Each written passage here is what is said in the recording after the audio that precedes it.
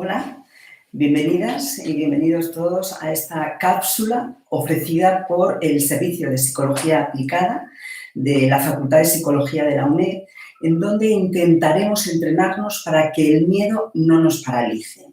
¿Cuántas veces os habéis podido preguntar, me duele un poco la garganta, tendré el coronavirus, pensando en el trabajo, cómo voy a salir adelante? Os proponemos entender nuestros miedos y actuar sobre ellos. Soy Paloma González, doctora en psicología y coordino el curso de formación permanente de psicología de intervención psicológica online en la UNED. Además, soy la responsable del área clínica de inpsique.com. Es una plataforma especializada en el ámbito de la salud mental, donde los profesionales que trabajan tienen la cualificación y acreditación sanitaria o clínica. Nuestros miedos, conocer nuestros miedos y entender para qué nos sirven, nos protegerá de un gran desgaste y de bloqueos innecesarios. El miedo es una reacción adaptativa y necesaria para dar solución a un problema, porque sirve de activador. Por ejemplo, me da miedo el contagio y por esto me obligo a seguir las indicaciones sanitarias preventivas pertinentes. Cuando se convierte en ansiedad generalizada, una preocupación desproporcionada que me paraliza y me desgasta, pasa a ser desadaptativa y dañosa. Por ejemplo, a pesar de que sé que tengo que ir al trabajo, el miedo me bloquea y evito ir, busco cualquier justificación. Os proponemos crear vuestra propia cápsula medicinal con un ejercicio práctico, pero previamente creo que es importante que identifiquemos algunos elementos teóricos que sustentan el ejercicio que vamos a realizar. El bebé nace con la capacidad de sentir miedo. Solamente tiene 5 emociones básicas: la alegría, la tristeza, la ira, la sorpresa. El miedo, por lo tanto, es una emoción innata, imprescindible para la supervivencia humana, mientras que hay otras emociones, como por ejemplo la frustración, la vergüenza, la envidia, que la vamos a ir aprendiendo conforme vamos creciendo. El peligro de contagiarnos es una realidad. El cambio en mi puesto de trabajo es una posibilidad, pero no olvidemos que la sociedad evoluciona mejor. Nuestra vida es mucho mejor que la que tuvo Felipe II. Bueno, el COVID-19 es una fuente de estrés y de sufrimiento que a cada uno nos afecta de forma distinta en función de las vivencias personales, mi personalidad, cómo analizo el problema. Porque si mi capacidad de reaccionar ante una preocupación siento que no tengo recursos, pasa a ser un problema irresoluble si no busco ayuda externa. Por ejemplo, una persona del grupo de alto riesgo de contagio, 88 años, vive aislada en su casa para evitar el contagio por prescripción social y familiar también. Uno de los días le informan por teléfono que una sobrina muy querida está ingresada por el coronavirus en el hospital. A la media hora aproximadamente ella empieza a sentirse indispuesta, devuelve toda la comida y siente y se pregunta si es el síntoma del temido virus. Empieza a notar mareos, se despierta en el suelo, con lo cual pierde el conocimiento y cada vez lo tiene más seguro. Tengo el coronavirus y no puedo ni contarlo, ni puede venir nadie porque no quiero arruinar a mi familia. Imaginaros el miedo tan intenso que tiene esta persona. Pero el miedo se compone de una triple vertiente: cognitiva, en el caso cognitiva, mi capacidad de análisis. En el caso del corte de gestión, lo interpreto como tengo el virus y no lo relaciono con el disgusto de la noticia que me habían dado hacía media hora. Fisiológicamente, la segunda vertiente del miedo, ¿cómo lo siento? Bueno, pues tengo ganas de volver, me mareo, tengo dolor en el pecho y lo interpreto como si fuera el virus. Y luego, conductualmente, ¿qué es lo que hago? Esta persona evita buscar ayuda para no dañar a la gente que más quiere, es decir, la evitación. El miedo intenso provoca una reacción de evitación, de ataque o huida, es para lo que estamos programados.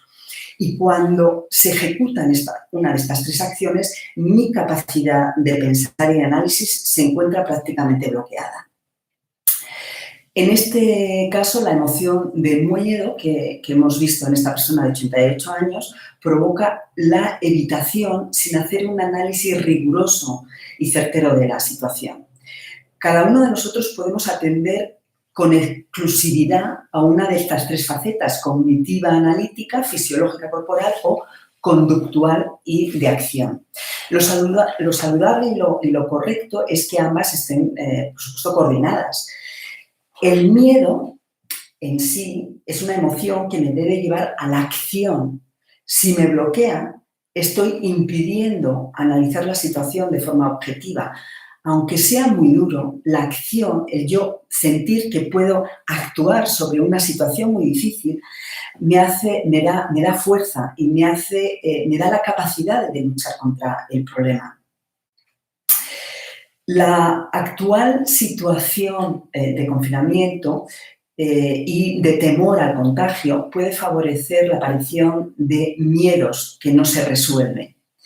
Mi cuerpo puede aprender a tener reacciones de alerta similar al miedo sin que mi capacidad de análisis, mi mente, identifique el motivo. Y os voy a contar un caso personal. Cuando yo tenía 14 años, pues era un sábado, podía salir y llegar a casa como muy tarde a las 10 de la noche. Entonces, eran las 10 de la noche, yo volvía corriendo y de pronto me para una pareja de grises, que es lo que en mi generación era la antigua Policía Nacional. Y empiezan a hacerme un interrogatorio de dónde vienes, por qué corres. Y yo solamente les decía que necesitaba llegar, iba corriendo porque necesitaba llegar antes de las 10 a mi casa, porque si no mi padre me echaba una bronca monumental. El problema es que ellos en un momento dado me dicen que me van a llevar a comisaría. Y claro, yo solamente pensar que no solamente llegué tarde, sino que llamen de comisaría a mis padres porque yo no llevaba el carnet identificativo, el DNI. Entonces, cuando me dijeron que me llevaban a la comisaría, me dio un vuelco el corazón y no sé cómo les convencí, pero finalmente me dejaron ir a casa. Bueno, después de esto, y sin que tuviera ninguna relación, durante algunos años y sin motivo alguno, de pronto yo notaba que mi corazón empezaba a latir de una forma fuerte, como si estuviera corriendo. Pero claro, con 14, 15 años no te preocupan esas cosas. Además, realmente soy de la generación en la que íbamos al médico los 6 hermanos juntos y se solucionaban las cosas de forma conjunta. O sea que tampoco, aprendí a analizar mis sensaciones corporales. Pero lo cierto es que un día se me ocurrió preguntarme por qué tenía esas palpitaciones. Y entonces se me ocurrió mirar a mi alrededor al mirar las palpitaciones y de pronto vi una pareja de la Policía Nacional. Y me acordé de aquella situación de miedo horroroso pensando en que me iban a la comisaría y que de la comisaría llamasen a mis padres. Solamente el hecho de tomar conciencia de esa situación hizo que nunca más volviera a tener esas palpitaciones. Es decir, que mi cuerpo aprendió, sin que yo fuera consciente, a estar en alerta al ver algo que yo aprendí que era peligroso. Adquirimos miedos irracionales cuando relacionamos situaciones o seres con emociones muy negativas y muy intensas, aunque haya sido un mínimo y breve espacio de tiempo. Esto es lo que conocemos como el aprendizaje condicionado y fue Pavlov quien lo definió a finales del siglo XIX. Él era un fisiólogo ruso que estudiaba el aparato digestivo en humanos, pero trabajaba en el laboratorio con perros y conocía perfectamente cuál era el proceso digestivo del perro. Sabía que un perro que tiene hambre, hasta que no ve el alimento, no empieza a segregar saliva, que es el inicio del proceso. Y curiosamente en su casa había veces, porque él tenía un perro, que sin haberle llevado o puesto la comida a su perro, él veía que ya tenía la salivación del inicio del proceso de la digestión. Los perros no tienen capacidad pensante como los humanos, reaccionan por impulsos y emociones solamente. Esto significaba que él estaba totalmente desorientado, Pavlov, hasta que de pronto se dio cuenta que cuando su perro salivaba era cuando tocaban las campanas de las 12 del mediodía y él aún no le había puesto la comida, pero estaba próximo a ponérsela. Es decir, normalmente se la ponía cuando sonaban las campanas y el perro había aprendido fisiológicamente su organismo a provocar, iniciar el proceso digestivo solamente con el sonido de las campanas. Cuando un sonido de la campana no le tiene por qué augurar que va a llegar a tener la comida. Imaginaos la potencia que tiene esta información, la cantidad de cosas que podemos estar aprendiendo sin darnos cuenta de forma negativa. Estos días hemos podido aprender a temer, aunque no seamos conscientes, que el sonido del teléfono desde el que me han informado que mi padre ha muerto sin haberme podido despedir, se ha quedado condicionado negativamente en mi aprendizaje. O he podido también aprender a tener miedo a ver el hospital donde mi mujer entró y nunca más salió. Miedo a ir al supermercado porque la última vez que fui, una persona me increpó porque me había acercado mucho a ella. Cuando comience la desescalada del confinamiento, pueden aparecer emociones o sensaciones fisiológicas de temor que me impidan volver a mi vida normal, con mis obligaciones, con mis responsabilidades. Es muy importante desde la aceptación, porque realmente todo tiene solución, siempre y cuando tomemos conciencia y lo aceptemos, a pesar del sufrimiento que me pueda generar. Tener el valor de enfrentarme a mi malestar es fundamental. Me tengo que permitir recuperar mi actividad normal, respetando lógicamente las medidas sanitarias que nos solicitan y las directrices que me indiquen.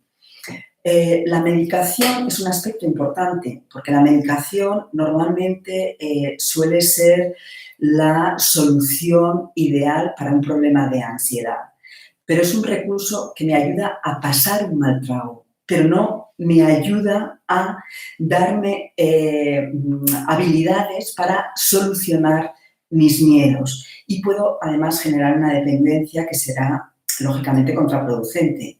En el caso anterior que os estaba relatando, esta persona de 88 años es mi madre, que por supuesto me ha dado consentimiento para contar esta situación, porque los profesionales que atendemos la salud mental nunca jamás daremos información de aquellas vivencias que podamos vivir de primera mano, a no ser que haya un consentimiento informado. Bueno, clínicamente ella tuvo un ataque de pánico y un inicio de deshidratación. Entonces, porque yo la vi un viernes por la tarde.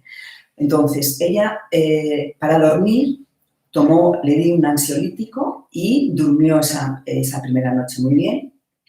Y a la noche siguiente, ella volvió a pedir el ansiolítico para dormir. Y yo le expliqué que confiaba en ella y en su organismo y que era capaz de conciliar el sueño sin medicación, que el problema de conciliar el sueño con medicación es que tu organismo al final deja de tener la capacidad para entrar en el sueño. Y así fue. Quiero también haceros referencia en esta cápsula a los niños, a vuestros hijos, porque ellos tienen miedos evolutivos, normales, como hemos tenido todos.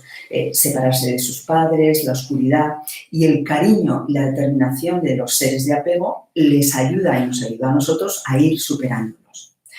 Pero sin querer, los adultos, por esa necesidad de protegerlos, podemos provocar en ellos miedos condicionados como el perro de Pavlov aprendió a salivar. Por ejemplo, cuando empecemos a salir con ellos a la calle y el miedo mío de adulto de que puedan contagiarse puede hacer que les grite de forma impulsiva, no toques eso, no te acerques a esta persona. Recordar que un grito de un padre o una madre desencadena una emoción intensa y similar al miedo. Y según hemos visto, por la contigüidad en el tiempo y la intensidad en el malestar, puedo aprender, puedo condicionar a tener miedo a determinadas personas, situaciones o entornos abiertos. Padres y madres, tomar las medidas preventivas para darles el mejor entorno a vuestros hijos. Enseñarles higiene y la precaución que tienen que tener, pero no les gritéis de forma desproporcionada ni les favorezcáis el coger fobias y coger miedos desproporcionados. Bueno, El ejercicio de hoy va a requerir que identifiquemos esa triple vertiente que hemos visto antes del miedo, es decir, la parte racional, somática o fisiológica o conductual de evitación, porque, por ejemplo, si soy una persona que lo que hago es tener pensamientos permanentemente de rumiación, de preocupación sobre un tema determinado, lo que tengo que hacer es ser capaz de analizar bien el problema, buscar la información, es decir, abordarlo de forma cognitiva. Por supuesto, aceptando que hay situaciones en las que yo no tengo capacidad de acción. Yo no puedo prevenir mi contagio, o sea, yo puedo prevenir mi contagio, pero no puedo prevenir el contagio de todo el mundo o de todos mis seres queridos. Cada uno tiene que ser responsable de sus propias acciones. Para aquellas personas que no sienten preocupaciones cognitivas, no tienen pensamientos de malestar, pero sin embargo fisiológicamente tienen una activación corporal muy alta, duermen muy mal. Bueno, pues estas personas lo que tienen que hacer es trabajar más la parte de relajación. Y si yo soy una persona que no tengo esos pensamientos de malestar, que fisiológicamente no me encuentro excesivamente tensa, pero que sí que noto que evito escuchar determinadas cosas, evito ir al trabajo, evito ir a la compra, ahí vamos a tener que trabajar una exposición controlada y el uso del mindfulness también nos puede ayudar. Hacer el ejercicio de visualización donde utilizamos la sugestión para normalizar el contacto y la introducción a la vida normal puede ser muy positivo y es muy positivo hacerlo con mis hijos porque me va a ayudar a que ellos se mentalicen y a gestionar mi miedo al haberlo realizado de forma teórica en casa para luego ejecutarlo en la práctica. Esto me va a ayudar a preparar la acción y contener la emoción de miedo mía como adulto, porque como os digo, los niños van a tener el miedo que nosotros le transmitamos. Bueno, vamos entonces a trabajar desde la relajación y desde la sugestión, para lo cual, como os he indicado siempre, vamos a cerrar los ojos, nos vamos a sentar de una forma cómoda, donde no tenga cruzadas ni brazos ni piernas, mi cabeza esté levemente inclinada hacia abajo y en la posición que, como os digo siempre, es de cochero. Una vez que tengo los ojos cerrados, recordar que lo primero que haré será hacer un rápido recorrido corporal desde la cabeza, frente, pómulos, labios, cuello, hacia mis pies. Pecho, espalda, brazos, tripa, piernas, pies y manos. Si aparece alguna sensación, la observo y me digo a mí misma, toda sensación es efímera, aparece y desaparece. Observo ahora cómo están colocados mis ojos, hacia dónde están dirigidos mis ojos. Mis párpados están caídos, pero mi globo ocular está levemente dirigido hacia mis cejas, que es la posición que tiene de forma natural cuando estoy relajada e iniciando el sueño. Es cuando estoy en el estado alfa, previo a conciliar el sueño. Bueno, ahora lo que voy a hacer es entrar en mi estudio, recordar que tenemos un estudio, una habitación grande, con un gran ventanal donde entra la luz, donde puedo ver si está lloviendo, si es de día o de noche. Me asomo a mi ventanal y veo siempre ese paisaje que yo he elegido en un momento dado. Es un paisaje que me ayuda a diferenciar entre colores, el color del cielo frente al color de la tierra o del agua. Me permite ver si hay movimiento de aire, si hay plantas, si se mueven con el aire, si hay movimiento de humanos, de algún animal, el contraste de las tonalidades. Esta actividad de observancia favorece la generación de dopamina. Es un neurotransmisor fundamental en momentos de refuerzo, de alegría, de satisfacción. Es un ejercicio sencillo en el que si yo en un momento dado siento que mi mente se ha ido a otro lugar, lo acepto, rescato mi atención y vuelvo a buscar esa comparativa de este paisaje que me hace sentir bien. Inclusive puedo tener interés en oler o en sentir, oler los olores que pueda haber o sentir la temperatura que pueda haber en el momento en el que me asomo en mi ventana. Tras hacer ese pequeño ratito de unos minutos de observancia, voy a reconocer ese sofá que me gusta para tirarme y descansar, mi mesa de trabajo con el ordenador con 2 monitores, uno con la carcasa oscura siempre a la derecha y con la carcasa clara siempre a la izquierda, una gran pizarra que tengo en una de las paredes donde hago mi ejercicio de la técnica del sueño y voy colocando las cosas que a mí me hagan sentir bien, los colores, el color en la pared que a mí me guste. Es mi sitio relajante donde yo iré colocando todas aquellas cosas que pueda necesitar. El ejercicio de hoy se va a basar en la sugestión para adelantar la contención de emociones de pánico o de miedo en situaciones de exposición. El ejercicio de hoy lo vamos a dirigir pensando en los hijos, pensando en los niños, pero si lo realizo yo como adulta, porque no tenga hijos, utilizaré el ordenador, la carcasa, el monitor de la carcasa oscura para visualizar la escena de sufrimiento, la escena que a mí me genere malestar, que apagaré y no volveré a ver, y el monitor de la carcasa clara, donde voy a verme en esa situación de relax, felicidad y de el problema ya no existe. Y recordar que es esta imagen de esa emoción de agrado potente la que yo voy a suscitar cada vez que entre en este estado alfa de relajación y para mantener activada mi motivación para la resolución y la normalización del problema.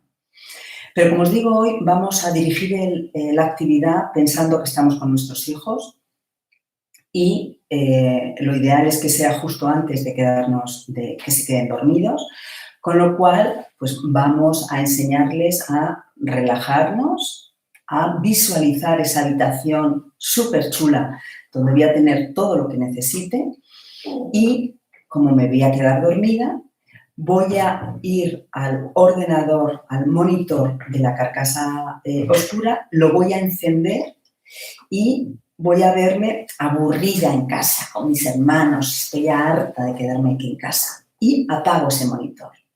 Y ahora enciendo el monitor y me voy a ver con mis hermanos, con mi padre, con mi madre.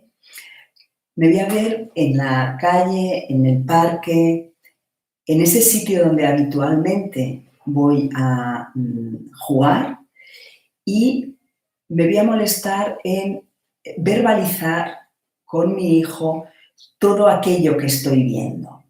Y le voy a pedir a mi hijo que me diga qué es lo que está viendo él. Y entonces me dice, veo que viene un señor con un perro. Ah, qué bien, y te gustan los perros. ¿Y qué vas a hacer?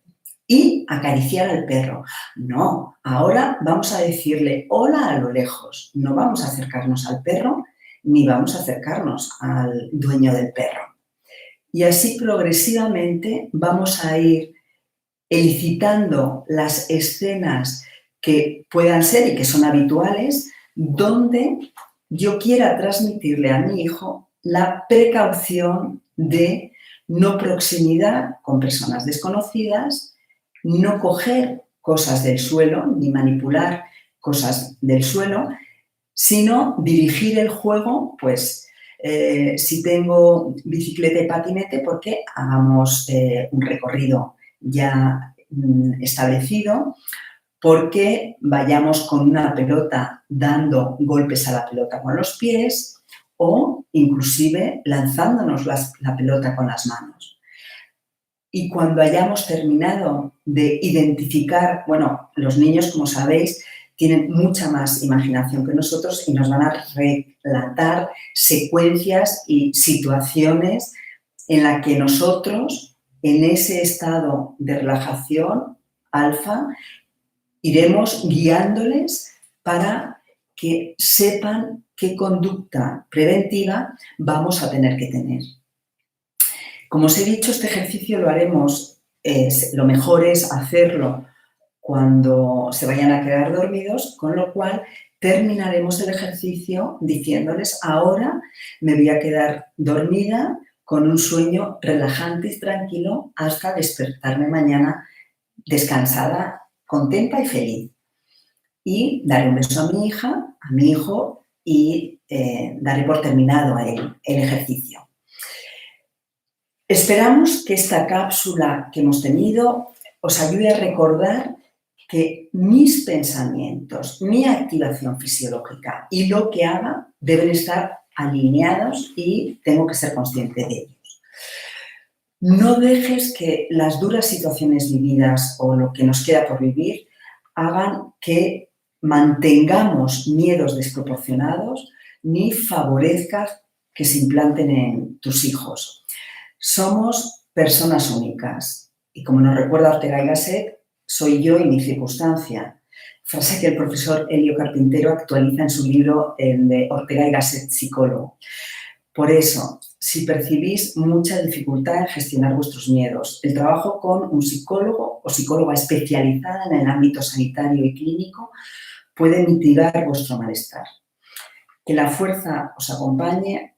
Este virus lo paramos unidos. Un saludo a todos.